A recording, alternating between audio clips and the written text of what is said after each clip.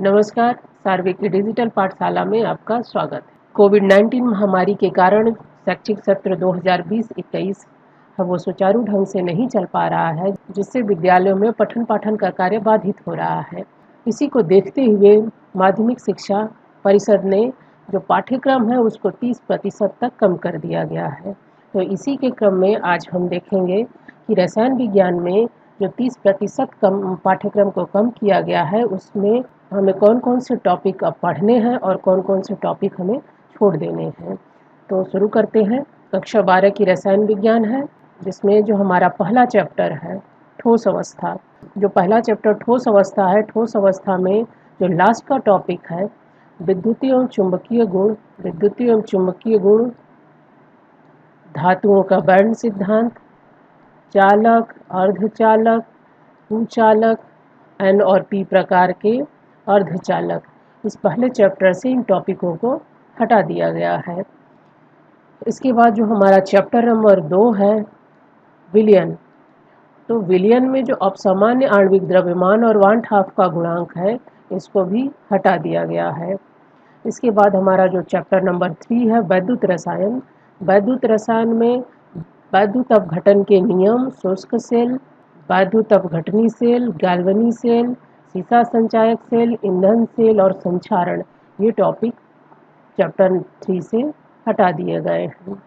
फिर हमारी आती है हमारा चैप्टर नंबर 4 यानी रासायनिक बलगतिकी।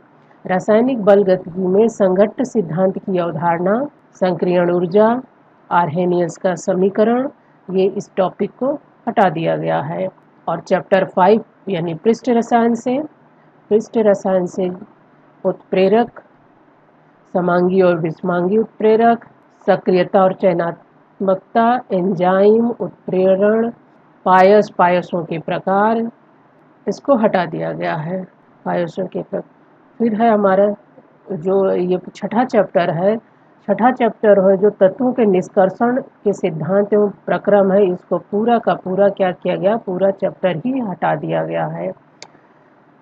फिर जो हमारा 7वां चैप्टर है पी ब्लॉक के तत्व, पी ब्लॉक के तत्व में जो हमारा वर्ग 15, 16, 17 और 18 इसको हम पढ़ते थे। अब इसमें जो ये वर्ग पढ़ते थे, हम जो ग्रुप पढ़ते थे 15 में जो तत्व आते थे, नाइट्रोजन के ऑक्साइड, केवल उनकी संरचना, फास्फोरस के अपर रूप, फास्फोरस के यौगिक जैसे फास्फीन, हाइलाइडों का विरचन, उनके गुणधर्म और ऑक्सी अम्लों का केवल प्रारंभिक परिचय, इसको भी हटा दिया गया है। फिर जो इसमें वर्ग 16 है, वर्ग 16 में सल्फ्यूरिक अम्ल का औद्योगिक उत्पादन को हटा दिया गया है।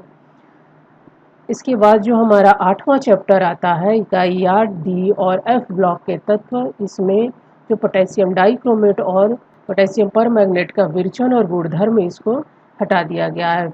फिर इसके बाद जो लैंथेनाइड है, लैंथेनाइड की जो रासायनिक अभिक्रियाशीलता है उसको हटा दिया गया है इस तरह से।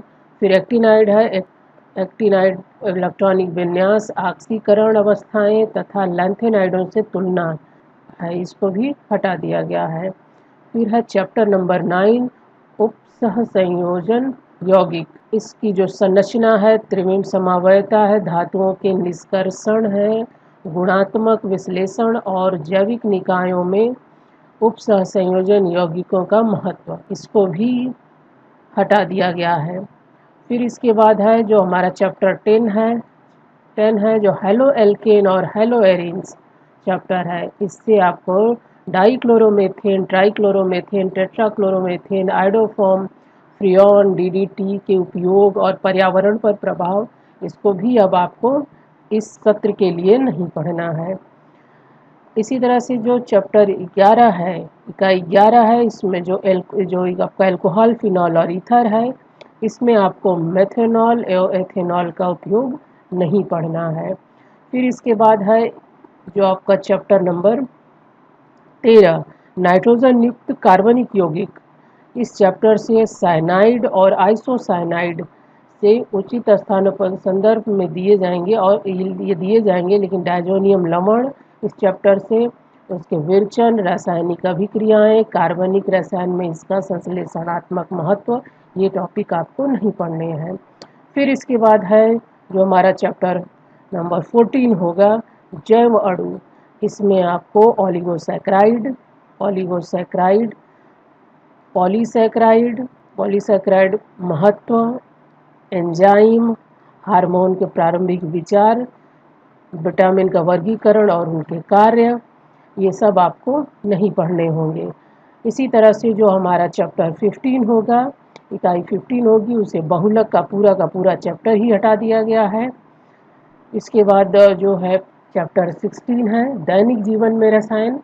दैनिक जीवन में रसायन का भी पूरा का पूरा चैप्टर ही हटा दिया गया है, जिसके अंतर्गत ये सब आपको टॉपिक पढ़ने होते थे। ये सब टॉपिक इसके अंतर्गत पढ़ने होते थे, लेकिन ये सब क्या किया गया, पूरा का पूरा ही यह चैप्टर हटा दिया गया है। अब इसी तरह से तो जो इसके बाद बचता है वही अब आपको क्या है, अब पढ़ना है।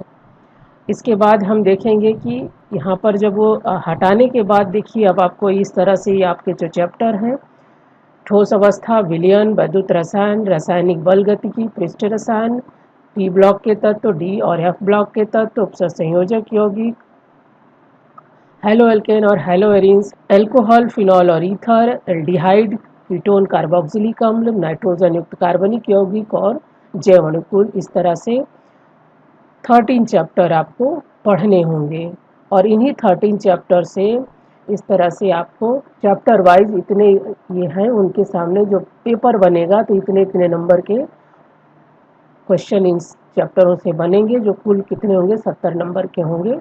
तो ये इस तरह से बनाया जाएगा।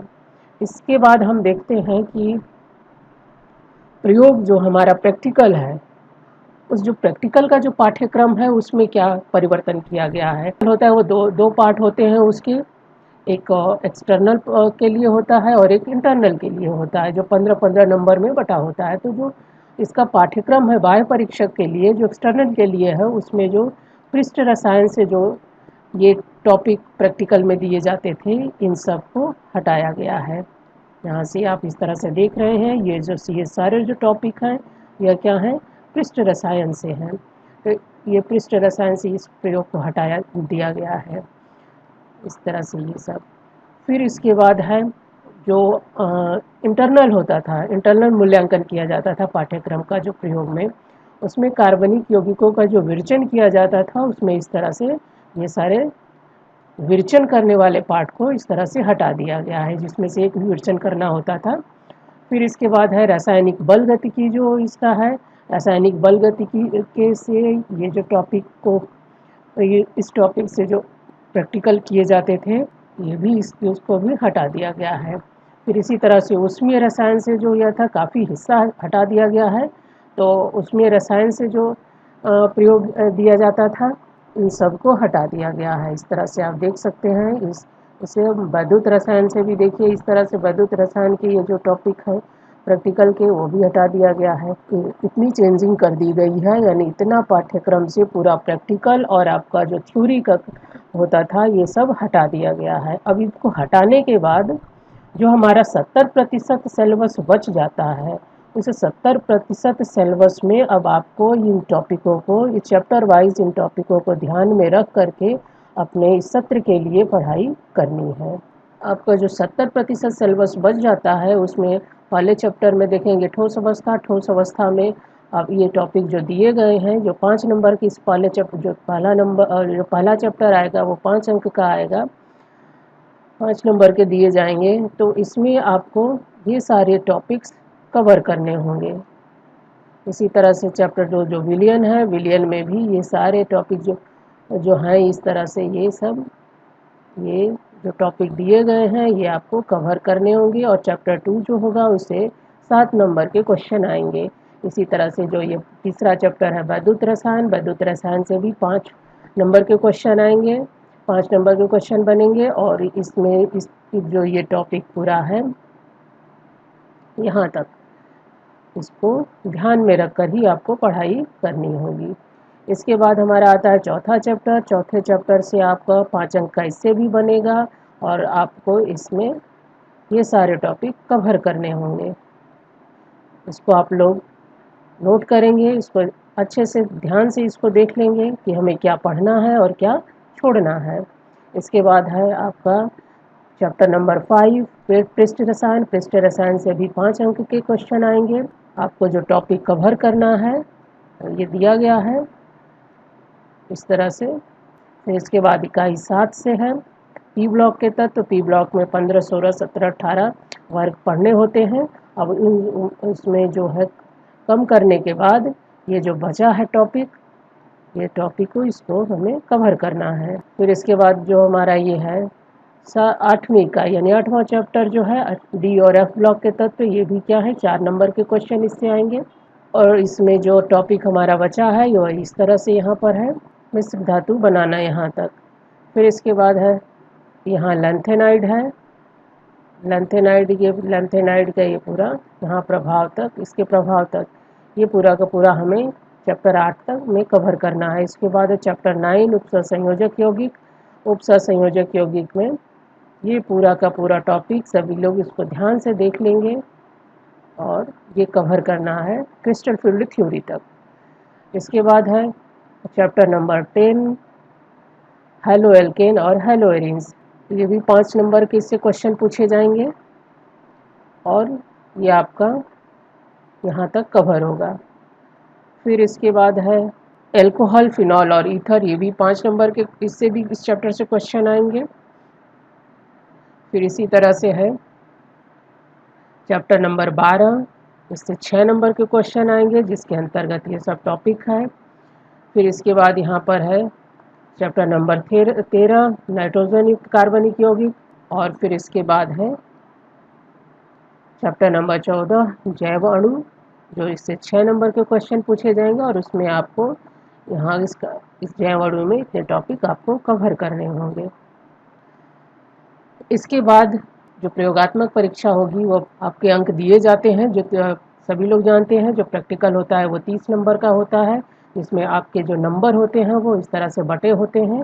जो बाह्य मूल्यांकन होता है उसमें गुणात्मक विश्लेषण लवणों का विश्लेषण किया जाता है जो 4 नंबर का होता है। आयतनीय विश्लेषण है जो एक अनुमापन होता, सरल अनुमापन होता है, वो भी क्या है 4 नंबर का होता है। विषय वस्तु आधारित प्रयोग को एक दिया जाता है इसमें, तो ये इसे 3 नंबर का होता है। मौखिक परीक्षा होती है, वाइवा होता है जो 4 नंबर का होता है और कुल इसका योग 15 होता है। ये बाह्य मूल्यांकन होता है आपका। और जो आंतरिक मूल्यांकन होता है वो प्रोजेक्ट और मौखिकी होती है जो 8 नंबर का होता है। कक्षा रिकॉर्ड है वो 4 नंबर का है और विषय वस्तु आधारित प्रयोग को एक दिया जाता है, ये 3 नंबर का होता है और इसका भी कुल योग कितना होता है 15 होता है। तो जो इंटरनल और एक्सटर्नल जो होता है यानी बाह्य मूल्यांकन और आंतरिक मूल्यांकन दोनों का जो जोड़ दिया जाता है तो ये 30 नंबर का पूरा आपको प्रैक्टिकल हो जाता है।